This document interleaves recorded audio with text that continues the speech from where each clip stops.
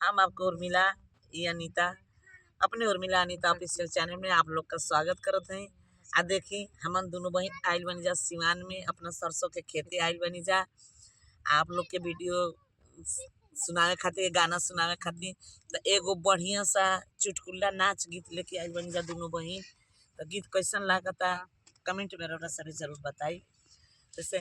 छटकल बाया जोरिया चोरवा लूटे मोर गहनवा रे, छटकल बाया जोरिया चोरवा लूटे मोर गहनवा रे, छटकल बाया जोरिया चोरवा लूटे मोर गहनवा रे, ससुर के जगाई ना ससुइया दुश्मनवा रे, ससुर के जगाई ससुइया दुश्मनवा रे, छटकल बाया जोरिया चोरवा लूटे मोर गहनवा रे, छटकल बाया जोरिया चोरवा लूटे मोर गहनवा रे, छटकल बाया जोरिया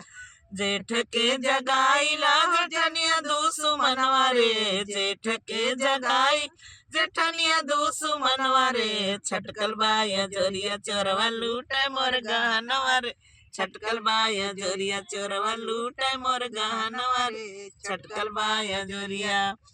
अरे देवरा के जगाई मोर ननदी दुश्मनवा रे, देवरा के जगाई अरे ननदी दुश्मनवा रे, छटकल बाया जोरिया चोरवा लूटे मोर गहनवा रे, छटकल बाया जोरिया चोरवा लूटे मोर गहनवा रे, छटकल बाया जोरिया चोरवा लूटे मोर गहनवा रे, छटकल बाया जोरिया। तो देखी सबे चुटकुला गीत कैसन आप लोग के लागता गीत बताए सबे जरूर कमेंट में जरूर बताए। तब फिर मिलत नहीं नेक्स्ट वीडियो के साथ अगला वीडियो में। तब तक के लिए हर हर महादेव, राधे राधे।